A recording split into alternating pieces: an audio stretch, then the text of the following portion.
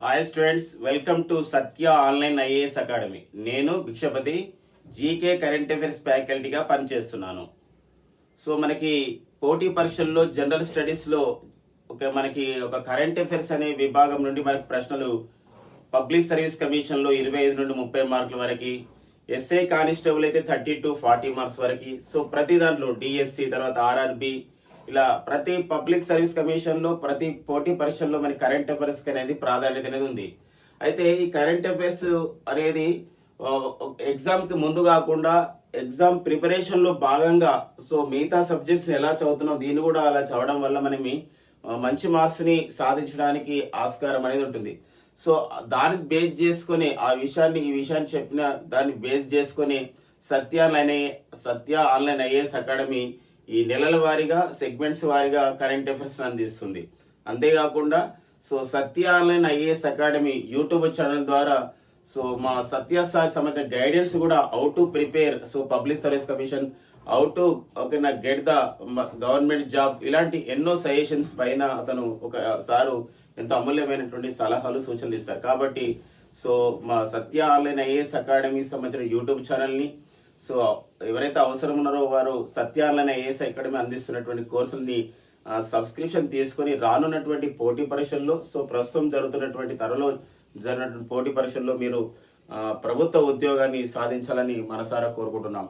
So ఇందులో మనకి current affairs July 2020లో కరెంట్ అఫైర్స్ జూలై 2020కి సంబంధించినటువంటి కొన్ని అంతర్జాతీయ విషయాలని డిస్కస్ చేద్దాం. సో మనము ప్రీవియస్ సెషన్లో జూలై 2020కి సంబంధించినటువంటి అంతర్జాతీయ విషయాలు పార్ట్ 1 డిస్కస్ చేశాం, అంటే కొంత భాగం డిస్కస్ చేశాం. సో మరికొంత భాగాన్ని ఇక్కడ అంతర్జాతీయ అంశాలు పార్ట్ 2ని మనం ఇందులో డిస్కస్ చేద్దాం. సో ఆల్రెడీ మనం చేసినాం. అయితే అంతర్జాతీయ విషయాలు అంటే భారత్ పొరుగు దేశాలతో చేస్తున్న సంబంధం, భారత్ వేరే దేశాలతో సంబంధం, అంతేకాకుండా వివిధ సంబంధించినటువంటి గ్రూపులలో అంటే అంతర్జాతీయ సంస్థల్లో భారత్ యొక్క పాత్ర, ఇలాంటి వాటిపైన మనకు ఇంటర్నేషనల్ రిలేషన్స్ అనేది ఆధారపడేది ఉన్నాయి.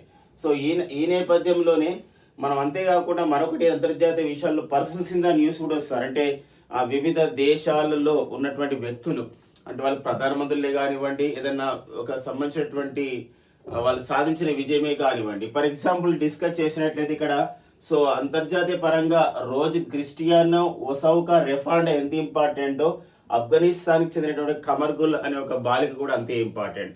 సో అలాంటి ఎందుకోసం మనం ఈ డిస్కషన్లో ఇలాంటి పాయింట్స్ అని మనకు వస్తాయి. సో ఇప్పుడు మనం డిస్కస్ చేద్దాం ఫ్రెండ్స్. జూలై 2020లో జరిగినటువంటి ముఖ్యమైనటువంటి అంతర్జాతీయ విషయాల్లో రెండవ భాగం పైన డిస్కస్ చేద్దాం. సో గేబన్ దేశం అండి, ఇది గేబన్ దేశం.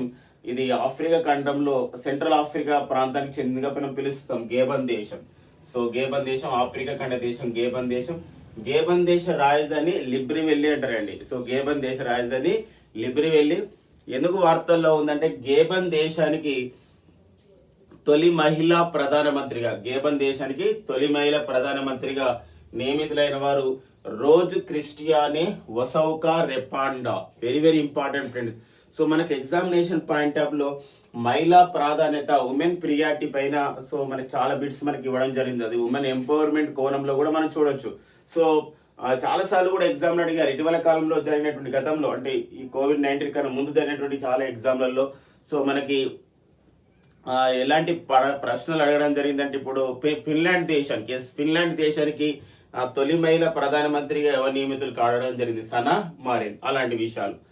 సో మహిళా ప్రాధాన్యత ఉన్న విషయాలు. గతంలో బ్రెజిల్ దేశానికి తొలి మహిళా అధ్యక్షురాలుగా పనిచేసిన వారు ఎవరన్నారు? దిల్మా రౌజఫ్. తెరీసా మే ఏ దేశానికి రెండో మహిళా ప్రధానిగా పనిచేశారన్నారు? బ్రిటన్ దేశానికి. సో ఇలాంటి పాయింట్స్ అడుగుతున్నారు. సో ప్రస్తుతం మన బ్రిటన్ ప్రధానమంత్రి ఎవరు అన్నప్పుడు అతను ఓకేనా బోరిస్ జాన్సన్.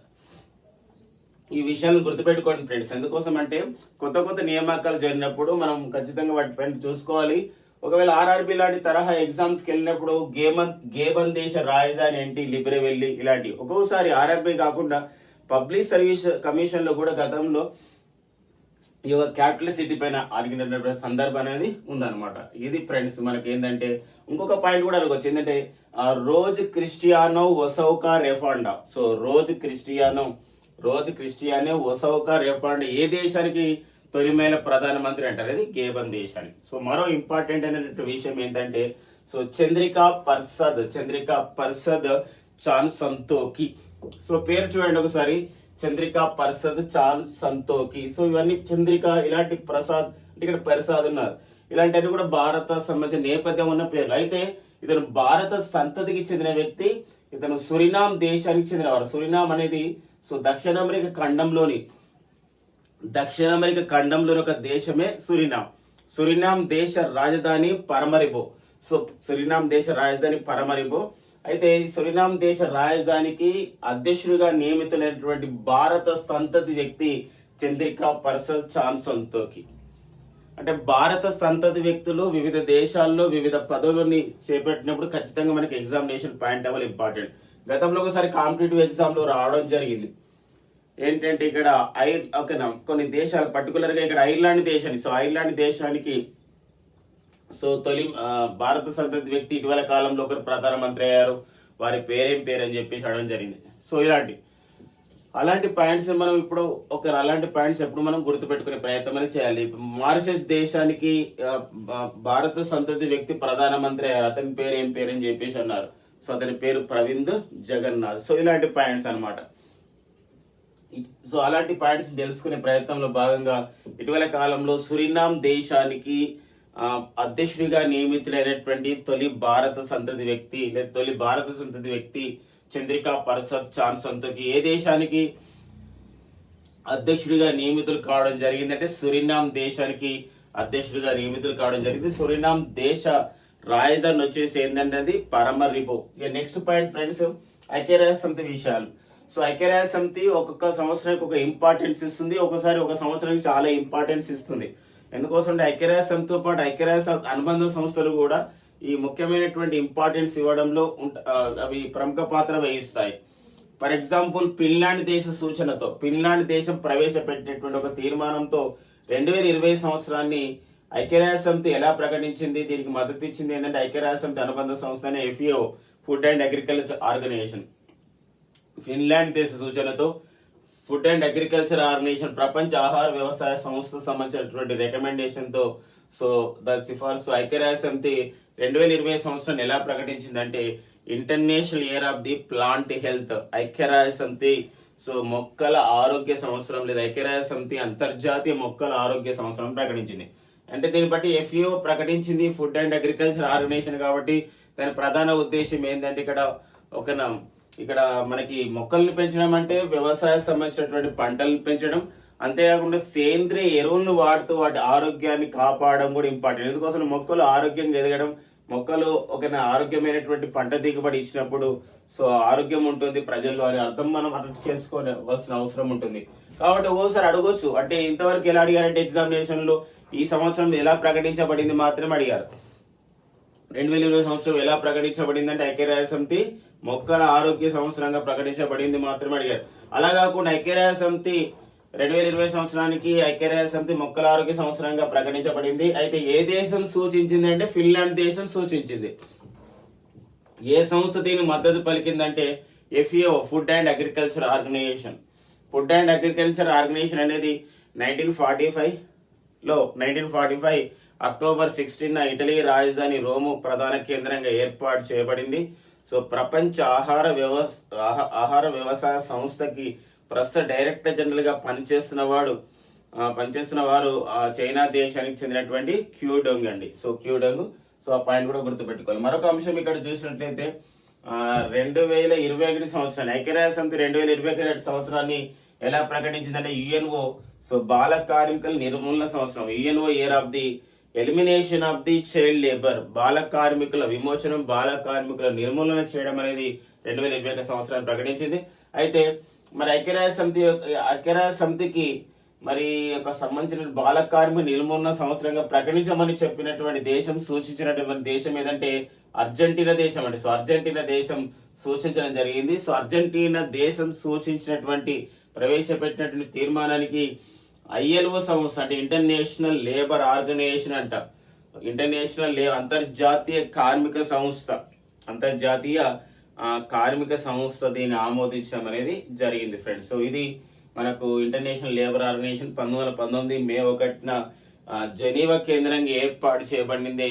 అంతర్జాతీయ కార్మిక సంస్థ అండి. సో అంతర్జాతీయ కార్మిక సంస్థ ప్రజెంట్ అంతర్జాతీయ కార్మిక సంస్థకి డైరెక్టర్ జనరల్ గా పనిచేస్తున్న వారు గై రైడర్ అండి, గై రైడర్. సో ఆ పాయింట్ గుర్తుపెట్టుకోండి. మరొకటి 2021 సంవత్సరాన్ని ఐక్యరాజ్య సమితి సాధారణ సభ ఎలా ప్రకటించిందంటే international year of the peace and trust, శాంతి నమ్మకం సంవత్సరంగా 2021 ప్రకటించడం జరిగింది.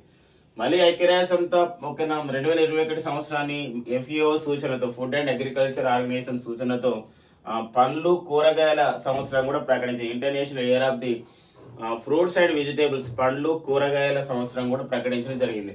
So FAO సూచనతో. సో మరి సొంతంగా FAO కూడా ఒకటి ప్రకటించిందండి 2023 సంవత్సరానికి. ఫుడ్ అండ్ అగ్రికల్చర్ ఆర్గనైజేషన్ ఎలా ప్రకటించిందంటే అంతర్జాతీయ చిరుధాన్యాల సంవత్సరంగా international year of the millets కూడా ప్రకటించడం అనేది జరిగింది. సో అలాంటి పాయింట్స్ ని మనం తెలుసుకునే ప్రయత్నం అనేది చేయాలండి. ఇవి మనకి చాలా సార్లు పబ్లిక్ సర్వీస్ కమిషన్ చాలా సార్లు వచ్చాయి. ఒకసారి మనం ప్రీవియస్ పేపర్స్ చూసినప్పుడు కూడా ఈ విషయం మనకు తెలుస్తుంది. కాబట్టి ఎక్కడైతే మనకు వస్తున్నాయని బిట్స్ వస్తున్నాయని అనుకుంటున్నామో అక్కడ కొంచెం ఫోకస్డ్ గా మనం నేర్చుకునే ప్రయత్నం అనేది చేయాలి.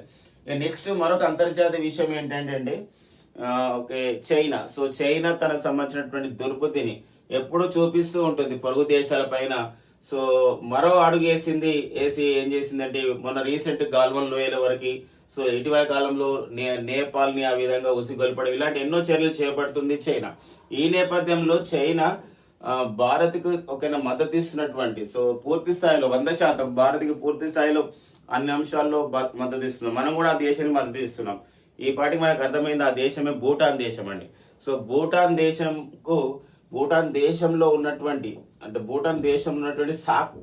సాక్టెంగ్ వన్యప్రాణి సంరక్షణ కేంద్రం, ఇది చైనా భూటాన్ సరిహద్దులో ఉంటుంది. ఈ సాంగ్టెంగ్ బాగా గుర్తుపెట్టుకోండి ఫ్రెండ్స్. సాక్టెంగ్ వన్యప్రాణి సంరక్షణ కేంద్రం. సో చైనా ఎలా దాన్ని చేస్తుందంటే ఆ విషయాన్ని this is belongs to this ఒక వైల్డ్ లైఫ్ శాంక్చురీ. ఈ సాంగ్టెంగ్ వన్యప్రాణి సంరక్షణ కేంద్రం మా జియోగ్రఫికల్ ఏరియా ఉంది, ఇది మా దేశానికి చెందిందని చైనా వాదిస్తుంది అనమాట. దీన్ని భూటాన్ దేశం తీవ్రంగా వ్యతిరేకించడం అనేది జరిగింది అనమాట. సో దీనికి భారత్ ఎప్పుడు కూడా మద్దతు ఇస్తుంది. సో భూటాన్ భారత్ మధ్య అలాంటి సంబంధాలు అనేది ఉన్నాయి. ఈ నేపథ్యంలో కాబట్టి ఆ పాయింట్ మనకి ఇంపార్టెంట్ ఏంటంటే సాంగ్టెంగ్ వన్యప్రాణి సంరక్షణ కేంద్రం అనేది ఇటీవల వార్తల్లో ఉంది. ఏ రెండు దేశాల మధ్య వివాదాస్పదమైంది అంటే భూటాన్, చైనా. సో ఏ దేశంలో ఉంది అన్నప్పుడు మాత్రం అది భూటాన్ దేశానికి ఉంది. సో భూటాన్ దేశంలో ఈ సాంగ్టెంగ్ వన్యప్రాణి సంరక్షణ కేంద్రం అనేది ఉంది. సో భూటాన్ దేశ రాజధాని ఏంటండి? థింపు. సో భూటాన్ కి మరి ప్రస్తుతం అధ్యక్షుడిగా పనిచేస్తున్న వారు president of the Bhutan Jigme Khesar Namgyel Wangchuck అండి. జిగ్మే కేసర్ నాంగ్మల్ వాంగ్చుక్. సో గుల్ట్రమ్ అనేది ఆ దేశ కరెన్సీగా ఉంది. ల్యాండ్ ఆఫ్ థండర్ బోల్ట్స్ అని చెప్పేసి ఆ భూటాన్ దేశాన్ని పిలుస్తారండి. ఇక నెక్స్ట్, ప్రపంచంలోనే సంతోషకరమైన భావన, happiness concept, gross happiness product అనే విధానాన్ని తీసుకొచ్చినటువంటి దేశం కూడా సో భూటాన్ దేశం అనే విషయం. సో మనం ఎర్లియర్ క్లాస్లో, ప్రీవియస్ క్లాసెస్లో డిస్కస్ చేయడం అనేది జరిగింది. ఈ నెక్స్ట్, ఒక సాహస బాలిక. సో మనకి సాహస బాలిక, ఒక ఉగ్రవాదులపై పోరాటం చేసిన బాలిక అంటే ఫస్ట్ గుర్తుకొచ్చేది మనకి మలాలా యూసఫ్జాయ్. పాకిస్తాన్ చెందినటువంటి మలాలా యూసఫ్జాయ్ అతి పిన్న వయసులో నోబెల్ శాంతి బహుమతి గ్రహీత మలాలా యూసఫ్జాయ్ పాకిస్తాన్లోని స్వాతులోయలో ఉన్న మింగోరలో 1997 జూలై 12 పుట్టినటువంటి ఒక సాహస బాలికగా మనం మలాలా యూసఫ్జాయ్ని తాలిబాన్లపై పోరాటం చేసినటువంటి ఒక బాలికగా మనకు గుర్తుంది. సో అలాంటి స్ఫూర్తితో మరొక బాలిక, సో ఈమె ఈసారి ఆఫ్ఘనిస్తాన్ బాలిక. ఆ అమ్మాయి పేరు ఏంటంటే కమర్గుల్. సో కమర్గుల్ అనే బాలిక తన కుటుంబ సభ్యులని ఉగ్రవాదులు చంపేయడం జరిగింది. ఆఫ్ఘనిస్తాన్లోని ఉగ్రవాదులు కొందరు వాళ్ళ కుటుంబ సభ్యులను చంపేయడం జరిగింది. దీనికి ప్రతీకారంగా తుపాకీ పట్టినటువంటి ఆఫ్ఘనిస్తాన్ బాలిక ఆ ఉగ్రవాదులను చంపేసి ప్రపంచవ్యాప్తంగా పేరుగాంచడం జరిగింది. ఆ అమ్మాయి పేరు ఏం పేరంటే ఆ బాలిక పేరు కమర్గుల్ అండి. Very very important friends. ఇది ఒక స్ఫూర్తిదాయకమైనటువంటి విషయంగా మనం ఇక్కడ కమర్గుల్ అనే బాలిక పైన డిస్కస్ చేస్తున్నాం. ఆఫ్ఘనిస్తాన్ దేశ ప్రస్తుత అధ్యక్షుడిగా ఉన్నవారు అష్రఫ్ ఘనీ అండి. ఆఫ్ఘనిస్తాన్ దేశ అధ్యక్షుడు అష్రఫ్ ఘనీ. ఈ నెక్స్ట్, ఐక్యరాజ్య సమితి ప్రతి సంవత్సరం జూలైలో రెండో వారం, the second week off the జూలైలో రెండో వారం. అంటే ఇక్కడ వచ్చింది ఏంటంటే జూలై 6 నుండి 10, 2020 ఐక్యరాజ్య సమితి కౌంటర్ టెర్రరిజం వారోత్సవాన్ని నిర్వహించడం జరిగింది. కౌంటర్ టెర్రరిజం ఒక వారోత్సవం లేదా కౌంటర్ టెర్రరిజం వీక్ అంటే ఇక్కడ దీని ఉద్దేశం ఏంటంటే ఉగ్రవాద నిర్మూలన ఎలా చేయాలి, ఉగ్రవాదాన్ని అరికట్టాలి, ఉగ్రవాద మూలాలు ఎలా దాన్ని పారద్రోలాలనే అంశం పైన సో ఐక్యరాజ్య సమితిలో చర్చలు, గోష్ఠులు, అక్కడ సంబంధించిన డిస్కషన్స్ అనేది జరుగుతాయి. ఆ సంబంధించిన డిస్కషన్ ని, చర్చల్ని సభ్య దేశాలకు పంపిస్తూ ఉంటే ఎలాంటి చర్యలు చేపట్టాలని. కాబట్టి అడిగే ఛాన్సెస్ ఉన్నాయి. ఏంటంటే ఐక్యరాజ్య సమితి ఉగ్రవాద వ్యతిరేక సంబంధించినటువంటి వారోత్సవాన్ని లేదా ఐక్యరాజ్య సమితి కౌంటర్ టెర్రరిజం ని వారోత్సవాన్ని ఎప్పుడు జరుపుకుంటారు, ఏ మాసంలో జరుపుకుంటారు? July second week, July 6 to 10th 2020 జరిగింది అనమాట. నెక్స్ట్ పాయింట్ ఫ్రెండ్స్, మనకి భారత్ మాల్దీవుల దేశం. సో భారత్ మాల్దీవుల దేశంలో ఉన్నటువంటి సంబంధాలు మనం గమనించినట్లయితే ఇక్కడ మాల్దీవుల దేశంలో అద్దు నగరంలో ఏర్పాటు చేస్తున్నటువంటి ఆ దేశంలో ఒక అతిపెద్ద చేపల పరిశ్రమకి మన భారతదేశం సాయం చేయడం జరిగింది. సో మాల్దీవుల దేశానికి చాలా రకాలుగా మనం సాయం చేస్తున్న పరిస్థితి సో తెలిసిపోయాడు ఫ్రెండ్స్ మనందరికీ కూడా. సో ఆపరేషన్ సంజీవన్ అనే పేరుతో కానివ్వండి, సో అలా మనం చేస్తున్నాం. సో ఇక మొన్న COVID-19 కారణంగా అక్కడ కొన్ని ఆహారాన్ని అందివ్వడానికి, తర్వాత ఈ యొక్క మాత్రలు అంటే టాబ్లెట్స్ అందివ్వడానికి కూడా ఇలాంటి కార్యక్రమాన్ని ప్రారంభించాం. ఈ నేపథ్యంలో మాల్దీవుల దేశంలో అక్కడ వారికి ఉపాధి ఇచ్చే అవకాశంతో ఈ చేపల పెంపకం పరిశ్రమ పైన మనం సహాయం చేయడం జరిగింది. చేపల పెంపకం పరిశ్రమ పైన దానికి నిర్మాణానికి కానీ అక్కడ వాటికి ఉన్నటువంటి ఇన్ఫ్రాస్ట్రక్చర్ మౌలిక సదుపాయాల కల్పనలో సాయం చేశాం. ఎలా అడుగుతారంటే మాల్దీవుల దేశంలో అద్దు నగరంలో చేపల పరిశ్రమ ఏర్పాటుకి సహాయపడిన దేశం ఏదంటే భారతదేశం. సో ప్రస్తుతం మాల్దీవుల అధ్యక్షుడిగా ఉన్నవారు మహమ్మద్ ఇబ్రాహిం సోలే. మాల్దీవుల దేశ రాజధాని వచ్చేసి ఏదండి మాలే. సో ఆ పాయింట్స్ ని మనం డిస్కస్ చేసుకోవాలి. Next point friends, green climate fund అంటే green climate fund. So COVID-19 కారణంగా వివిధ దేశాల్లో ఆర్థిక వ్యవస్థ చిన్నాభిన్నమైంది. ఆర్థిక పరిస్థితులు సో చాలా అడుగంటిన పరిస్థితి ఉన్నాయి. ఈ నేపథ్యంలో అంటే గ్రీన్ క్లైమేట్ ఫండ్ ని అంటే ఆయా దేశాలకు అంటే ఈ ఆసియన్ డెవలప్మెంట్ బ్యాంక్ లో ఉన్నటువంటి సభ్య దేశాలు ఏవైతే ఆసియా అభివృద్ధి బ్యాంక్ లో ఉన్న సభ్య దేశాలు ఏవైతే 67 ఉన్నాయో, ఈ 67 దేశాల్లో ఏదైతే విభిన్న పరిస్థితులు ఉన్నాయో, ఆర్థికంగా ఇబ్బందికరమైన పరిస్థితులు ఉన్నాయో, ఆయా దేశాలకి COVID-19 మహమ్మారి కారణంగా వచ్చినటువంటి ఆ పరిస్థితులకి, ఆర్థిక పరిస్థితులకి సాయం చేయడానికి, ఒక స్టిమ్యులస్ ఇవ్వడానికి ఆసియా అభివృద్ధి బ్యాంక్ ఏం చేసిందంటే ఒక గ్రీన్ క్లైమేట్ ఫండ్ అనే ఒక కార్యక్రమాన్ని ప్రారంభించింది. సో ఈ గ్రీన్ క్లైమేట్ ఫండ్ ద్వారా ఆయా దేశాలకి సాయం చేస్తారన్నమాట. అంటే to recover from the COVID-19, particular గా COVID-19 నుండి ఎలా కోలుకోవాలి వీళ్ళందరూ కూడా, how to overcome the COVID-19 pandemic, ఈ మహమ్మారిని ఎలా జయించిన తర్వాత వాళ్ళ ప్రజల యొక్క ఆర్థిక స్థితిగతులు ఎలా బాగు చేయాలి, ఇలాంటి అన్ని విషయాలపైన, ఈవెన్ COVID-19 మహమ్మారిని పారద్రోలడానికి కూడా ఈ యొక్క సంబంధించినటువంటి ఫండ్ ని, ఈ నిధిని యూజ్ చేయడం జరుగుతుంది అనమాట. కాబట్టి ఎగ్జామ్ లో ఎలా అడుగుతారంటే గ్రీన్ క్లైమేట్ ఫండ్ ని ఒక COVID-19 మహమ్మారిని తరిమి కొట్టడానికి, తర్వాత వచ్చినటువంటి ఆర్థిక పరిస్థితులని చక్కదిద్దడానికి గ్రీన్ క్లైమేట్ ఫండ్ ని ఏర్పాటు చేసినటువంటి అంతర్జాతీయ సంస్థ ఏదంటే ఫిలిప్పైన్స్ రాజధాని మనీలా కేంద్రంగా పనిచేస్తున్నటువంటి ఆసియా అభివృద్ధి బ్యాంక్. 1966 లో ఏర్పాటు చేయబడ్డ ఆసియా అభివృద్ధి బ్యాంక్ లో ప్రస్తుతం 67 దేశాలు ఉన్నాయి. ఆసియా అభివృద్ధి బ్యాంక్ కి ప్రస్తుత అధ్యక్షుడిగా పనిచేస్తున్న వారు మసత్సుగు అసకావా. ఎవరండి? మసత్సుగు అసకావా ఆసియా అభివృద్ధి బ్యాంక్ కి అధ్యక్షుడిగా పనిచేస్తున్నారు. ఇటీవల కాలంలో ఆసియా అభివృద్ధి బ్యాంక్ కి వైస్ ప్రెసిడెంట్ గా, ఉపాధ్యక్షుడిగా ఒక మన భారతీయ నియమితులు కావడం జరిగింది. సో భారత ఎన్నికల కమిషన్ లో పనిచేస్తున్న ఎలక్షన్ కమిషనర్ గా అతను గుర్తింపు పొందాడు. అతను ఎవరంటే అశోక్ లవాసా. సో ఆ పాయింట్ గుర్తుపెట్టుకోండి ఫ్రెండ్స్.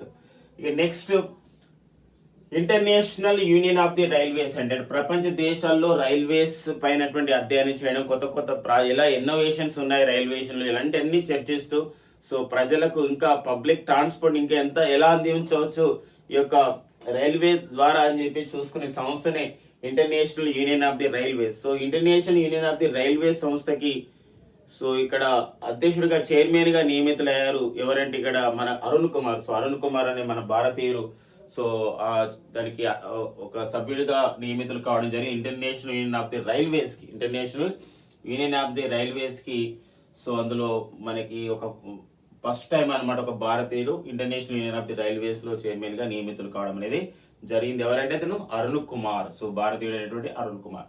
నెక్స్ట్ పాయింట్ ఫ్రెండ్స్, మధ్యధరా సముద్రం. సో ఫ్రాన్స్ దేశం ఫ్రాన్స్ దేశంలోని ఒక కంపెనీ అక్కడ సముద్రం సమీపాన ఉన్నటువంటి కంపెనీ ఏమవుతుందంటే ఆ రిఫైనరీ ఏదైతుందో ఆ రిఫైన్ ఒకటేసారి అక్కడ కొన్ని వేస్టేజ్ ని వ్యర్థ పదార్థాలతో పాటు అక్కడ ఉన్నటువంటి ఆ కంపెనీలో ధ్వంసం కావడం వల్ల ఐరన్ క్లోరైట్ అనే ఒక పదార్థం అనేది ఏమైందంటే మధ్యధరా సముద్రంలో కలవడం జరిగింది. సో ఇది మానవ తప్పిదం కారణంగా ఫ్రాన్స్ దేశానికి చెందినటువంటి ఒక కంపెనీ నుండి ఐరన్ క్లోరైడ్ సంబంధించినటువంటి ఒక పదార్థం అనేది ఏమైంది మధ్యధరా సముద్రంలో కలిసింది. దీని ద్వారా ఏమవుతుంది పర్యావరణవేత్తలు ఆందోళన చెందడం జరిగింది. కాబట్టి పాయింట్, ఇటీవల కాలంలో మానవ తప్పిదం కారణంగా ఏ దేశం మధ్యధరా సముద్రంలో ఐరన్ క్లోరైడ్ వ్యర్థ పదార్థాలని జార విడిచింది అంటే దట్ ఈస్ కాల్డ్ ఏదండి అది ఫ్రాన్స్ దేశం అలా జార విడిచింది. ఫ్రాన్స్ దేశం జార విడిచినటువంటి మధ్యధరా సముద్రంలో ఉన్నటువంటి ఆ యొక్క కాలుష్యక పదార్థం ఏదండి ఐరన్ క్లోరైడ్. ఈ నెక్స్ట్ ఐక్యరాజ్య సమితి ఒక నివేదికని విడుదల చేయడం జరిగింది friends, the state of food security and nutrition. So ఐక్యరాజ్య సమితి ఏంటి అంటే ఇప్పుడు కోవిడ్-19 కారణంగా ఆహార సమస్య వస్తుంది. ఆహారం అందుబాటులోకి చాలా మంది లేని సమస్య అనేది మనం ప్రపంచవ్యాప్తంగా చూస్తున్నాం. కాబట్టి ప్రభుత్వాలు వివిధ దేశాల్లో ప్రభుత్వాలు వాళ్ళకి ఆహార భద్రతని ఇవ్వాల్సిన అవసరం వచ్చేసింది అని చెప్పేసి ఐక్యరాజ్య సమితి నివేదిక ఇవ్వడం జరిగింది. So the state of the food security and nutrition అని చెప్పేసి. అయితే మనం కూడా ఇక్కడ ఆహార భద్రత విషయం మనం డిస్కస్ చేసినప్పుడు భారత ప్రభుత్వం 2013 సంవత్సరంలో నేషనల్ ఫుడ్ సెక్యూరిటీ యాక్ట్ జాతీయ ఆహార భద్రత చట్టాన్ని తీసుకురావడం జరిగింది. సో ఈ నెక్స్ట్ పాయింట్ ఫ్రెండ్స్, ప్రపంచ ఆరోగ్య సంస్థ మరి క్షయవ్యాధి నిర్మూలన గురించి ఒక ప్రాజెక్ట్ ని ప్రారంభించడం జరిగింది. ఈ క్షయవ్యాధి నిర్మూలన చేయాలి ప్రపంచవ్యాప్తంగా, టీబీ అంటారు, ట్యూబర్క్యులోసిస్ నిర్మూలన చేయాలని లక్ష్యంతో పనిచేస్తుంది ప్రపంచ ఆరోగ్య సంస్థ. అయితే ఈ ప్రపంచ ఆరోగ్య సంస్థ ప్రారంభించినటువంటి క్షయవ్యాధి నిర్మూలనకి వివిధ దేశాలు కూడా సహాయం చేస్తున్నాయి. మన భారతదేశము నార్త్ కొరియా దేశానికి ఈ యొక్క క్షయవ్యాధి నిర్మూలనకు సంబంధించిన విషయంలో ఒక మిలియన్ US$ సాయాన్ని అందించడం జరిగింది. అవి టాబ్లెట్స్ రూపంలో కాకుండా చికిత్స విషయంలో కానివ్వండి. సో ఇలా పంపించండి నార్త్ కొరియా కంటే ఉత్తర కొరియా దేశానికి. గుర్తుపెట్టుకోండి, ఇటీవల కాలంలో భారత్ ప్రపంచ ఆరోగ్య సంస్థ విజ్ఞప్తి మేరకి ఏ దేశానికి క్షయవ్యాధి నిర్మూలన గురించి ఒక మిలియన్ US$ సాయాన్ని అందించిందంటే ఉత్తర కొరియా దేశానికి. ఉత్తర కొరియా దేశానికి అధ్యక్షుడు సుప్రీం కమాండర్ గా పనిచేస్తున్న వారు కిమ్ జోంగ్ ఉన్. ఉత్తర కొరియా రాజధాని ప్యాంగ్యాంగ్ అండి. నెక్స్ట్ సో యునిసెఫ్ ఒక నివేదికను విడుదల చేయడం జరిగిందండి. యునిసెఫ్ అంటే United nations international children emergency fund అంటాం. సో అమెరికాలోని న్యూయార్క్ ప్రధాన కేంద్రంగా ఇది పనిచేస్తుంది. యునిసెఫ్ కి ప్రస్తుతము దానికి అధిపతిగా పనిచేస్తున్న వారు హెన్రిటా ఫోర్. యునిసెఫ్ కి గ్లోబల్ ప్రచారకర్తగా ఉన్నవారు సో భారతీయ నటి, హాలీవుడ్ లో పేరు పొందినటువంటి మనకి ప్రియాంక చోప్రా. సో ప్రియాంక చోప్రా మనకు 2000 సంవత్సరంలో మిస్ వరల్డ్ టైటిల్ సాధించినటువంటి భారతీయ మహిళ కూడా గుర్తింపు పొందడం జరిగింది. సో ప్రియాంక చోప్రా సో వారిని మనకి యునిసెఫ్ గ్లోబల్ అంబాసిడర్ గా, యునిసెఫ్ గ్లోబల్ ప్రచారకర్తగా యునిసెఫ్ నియమించింది. అయితే యునిసెఫ్ ఒక నివేదిక ఇచ్చింది. ఏమని నివేదిక ఇచ్చిందంటే ఈ ప్రస్తుత కోవిడ్-19 కారణంగా చాలా మంది ఎర్లీ చైల్డ్ ఎడ్యుకేషన్ అంటే ఇక్కడ నర్సరీ కానివ్వండి, LKG UKG కానివ్వండి, ఈ యొక్క 3 years తర్వాత జరిగే ఎడ్యుకేషన్ వారికి ఒక 22 మిలియన్ల మంది ప్రపంచవ్యాప్తంగా ఒక 22 మిలియన్ల మంది ఒక ఎర్లీ చైల్డ్ ఎడ్యుకేషన్ కి ఒక పూర్వ ప్రాథమిక విద్యకి దూరంగా ఉంటున్నారని చెప్పేసి యునిసెఫ్ నివేదిక అనేది అందించడం జరిగింది. Public service commission point of ఇలాంటి డేటా పైన మనం బిడ్స్ అడుగుతున్నారు కాబట్టి మనం కేర్ఫుల్ గా దాన్ని నేర్చుకోవాలి. మరొకటి ఐక్యరాజ్య సమితి ప్రస్తుతము ఐక్యరాజ్య సమితికి చైర్మన్ గా సెక్రటరీ జనరల్ గా ప్రధాన కార్యదర్శిగా పనిచేస్తున్న వారు Antonio Guterres. So Antonio Guterres ఒక బృందాన్ని ఏర్పాటు చేసుకుంటారు. 18 నుండి 28 సంవత్సరాల యువజన బృందాన్ని ఏర్పాటు చేసుకొని ప్రపంచవ్యాప్తంగా ఈ క్లైమేట్ చేంజ్ వాతావరణ పరిస్థితులపైన, శీతస్థితి మార్పు పరిస్థితులపైన వాళ్ళు ఏదన్నా సూచనలు సలహాలు ఇస్తే వాటిని వివిధ దేశాలకు సూచిస్తాడు. సో అలాంటి ఒక బృందం ఉంటుంది. దాన్ని ఏమంటారంటే Antonio Guterres youth advisor group on climate change. So ఐక్యరాజ్య సమితి ప్రధాన కార్యదర్శి వాతావరణ పరిస్థితులపైన సలహాలు ఇవ్వడానికి ఏర్పాటు చేయబడ్డటువంటి యువజన బృందంలో భారతదేశ క్లైమేట్ చేంజ్ యాక్టివిస్ట్, భారతదేశ వాతావరణ పరిస్థితులపై అధ్యయనం చేస్తున్నటువంటి ఒక యాక్టివిస్ట్, ఒక కార్యకర్త అయినటువంటి అర్చనా సొరింగ్ అనేవారు నియమితులు కావడం జరిగింది. Very very important friends. Archana Soreng climate change activist అందులో జాయిన్ కావడం అనేది జరిగింది. ఆంటోనియో గుటెరెస్ ఐక్యరాజ్య సమితి ప్రధాన కార్యదర్శి యువజన బృందంలో సలహాలు ఇవ్వడానికి ఒక క్లైమేట్ చేంజ్ పైన. నెక్స్ట్ పాయింట్ ఫ్రెండ్స్, మారిషస్ దేశ సంబంధించినటువంటి సుప్రీంకోర్టు భవనం. సో మారిషస్ దేశ సంబంధించినటువంటి సుప్రీంకోర్టులో మారిషస్ దేశంలో మనకి పోర్ట్ లూయిస్ అంటారు. మారిషస్ దేశ రాజధాని అనేది పోర్ట్ లూయిస్. సో మారిషస్ దేశ రాజధాని పోర్ట్ లూయిస్ లో నిర్మించినటువంటి సుప్రీంకోర్టు భవనానికి భారత ప్రధాని నరేంద్ర మోడీ, మారిషస్ దేశ ప్రధాని Pravind Jugnauth so video conference ద్వారా ప్రారంభించారు. ఎందుకు భారత ప్రధాని ఇక్కడ ప్రారంభించడం జరిగిందంటే, భారతదేశం ఈ మారిషస్ దేశ సుప్రీంకోర్టు భవన నిర్మాణంలో సాయం చేయడం అనేది జరిగింది అనమాట. కాబట్టి ఆ పాయింట్ ఇంపార్టెంట్. నెక్స్ట్ పాయింట్, బంగ్లాదేశ్లోని నట్టోర్ ప్రాంతంలో శ్రీ శ్రీ జాయ్ కాళీమాత అనే ఒక ఆలయం ఉంటుంది. సో ఈ ఆలయం పునర్నిర్మాణంలో అక్కడ మౌలిక సదుపాయాలు కల్పించడంలో భారతదేశం సాయం చేస్తుంది. సో ఇటీవల కాలంలో నేపాల్లోని పశుపతినాథ్, కాఠ్మండూలో ఉన్నటువంటి పశుపతినాథ్ ఆలయం పునర్నిర్మాణంలో మౌలిక సదుపాయాల కల్పనలో భారతదేశం సాయం చేస్తుంది. ఇక్కడ కూడా సో బంగ్లాదేశ్లోని నత్తోర్లో ఉన్నటువంటి శ్రీ శ్రీ జాయ్ కాళీమాత ఒక ఆలయానికి నిర్మాణంలో అంటే పునర్నిర్మాణంలో మౌలిక సదుపాయాల కల్పనలో భారత్ సాయం చేస్తుంది. ప్రస్తుతం బంగ్లాదేశ్ ప్రధానిగా ఉన్నవారు షేక్ హసీనా. సో ఈ బంగ్లాదేశ్ లో ఏ యొక్క ఆలయానికి పునర్నిర్మాణంలో మౌలిక సదుపాయాల కల్పనలో సాయం చేస్తున్నారే శ్రీ శ్రీ జాయ్ కాళీమాత అండి. ఇవన్నీ మొత్తం మనకి జూలై 2020 సంవత్సరం సంబంధించినటువంటి ముఖ్యమైన అంతర్జాతీయ అంశాలు పార్ట్ 1 అండ్ పార్ట్ 2 అంశాలని. మరి నెక్స్ట్ సెషన్లో సైన్స్ అండ్ టెక్నికల్ అప్డేట్స్, ముఖ్యమైన తేదీలు, ఇతివృత్తాలు, కొన్ని పుస్తకాలు, రచయితలు, సో అలాంటి వాటిపై నెక్స్ట్ సెషన్ మనం డిస్కస్ చేద్దాం. సో మరింత సమాచారం గురించి సత్యాలైన ఐఏఎస్ అకాడమీ యూట్యూబ్ ఛానల్ని సబ్స్క్రైబ్ చేయండి. సో మరింత మంచి గైడెన్స్ గురించి, ఎగ్జామ్ ఓరియంటెడ్ గైడెన్స్ గురించి సత్య సార్ చెప్పే గైడెన్స్ పాటిస్తూ రానున్నటువంటి రోజుల్లో పోటీ పరీక్షలు విజయం సాధిస్తారని కోరుకుంటున్నాను. Thank you very much friends.